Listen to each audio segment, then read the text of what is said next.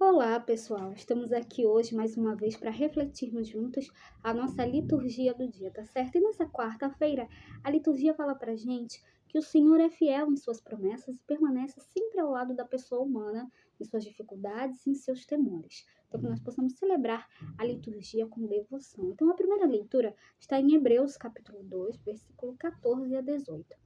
Hebreus, capítulo 2, versículo 14 a 18.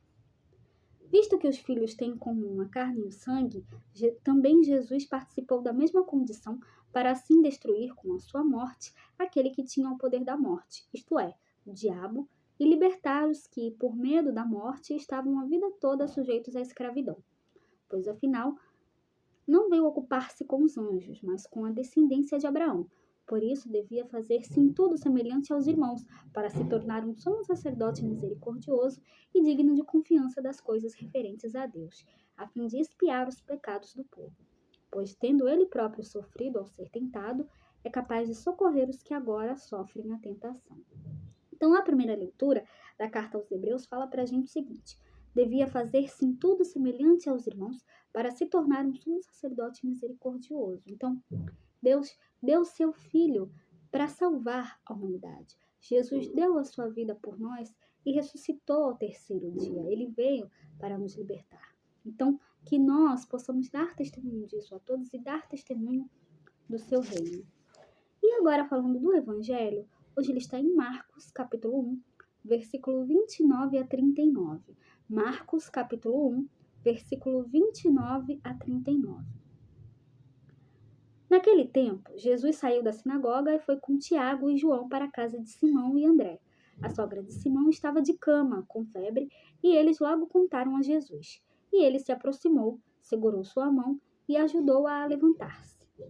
Então a febre desapareceu e ela começou a servi-los. À tarde, depois do pôr do sol, levaram a Jesus todos os doentes e os possuídos pelo demônio. A cidade inteira se reuniu em frente da casa. Jesus curou muitas pessoas de diversas doenças e expulsou muitos demônios, e não deixava que os demônios falassem, pois sabiam quem ele era. De madrugada, quando ainda estava escuro, Jesus se levantou e foi rezar num lugar deserto. Simão e seus companheiros foram à procura de Jesus. Quando o encontraram, disseram: "Todos estão te procurando." Jesus respondeu: "Vamos a outros lugares, às aldeias da redondeza.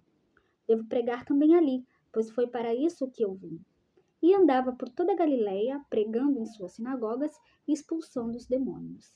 Então, no evangelho de hoje, fala pra gente que da sinagoga o Senhor vai para a casa de Simão e André. Na primeira parte da cena, Jesus cura a sogra de Pedro, revelando seu poder e sua autoridade também sobre enfermidades físicas. No texto de ontem, ele havia expulsado um espírito mau de uma pessoa. Nessa cura, chama-nos a atenção a postura de Jesus. Ele se aproximou da sogra de Simão, segurou sua mão e ajudou-a a se levantar. Esses gestos do Senhor são também repetidos e atualizados no agora de nossas vidas, à medida que o vamos acolhendo na nossa casa interior. Na segunda parte do texto, a frente da casa de Simão é tomada de pessoas enfermas e possuídas por espíritos maus. Eram homens e mulheres que confiavam no poder e na autoridade de Jesus e estavam em busca de transformar suas vidas. Então, na última parte do trecho de hoje, Jesus se retira para rezar. É o modo de permanecer em comunhão com o Pai, sempre fiel à missão que ele assumiu. Nenhum grupo monopoliza o ministério de Jesus. É preciso ir a outros lugares também, tá certo?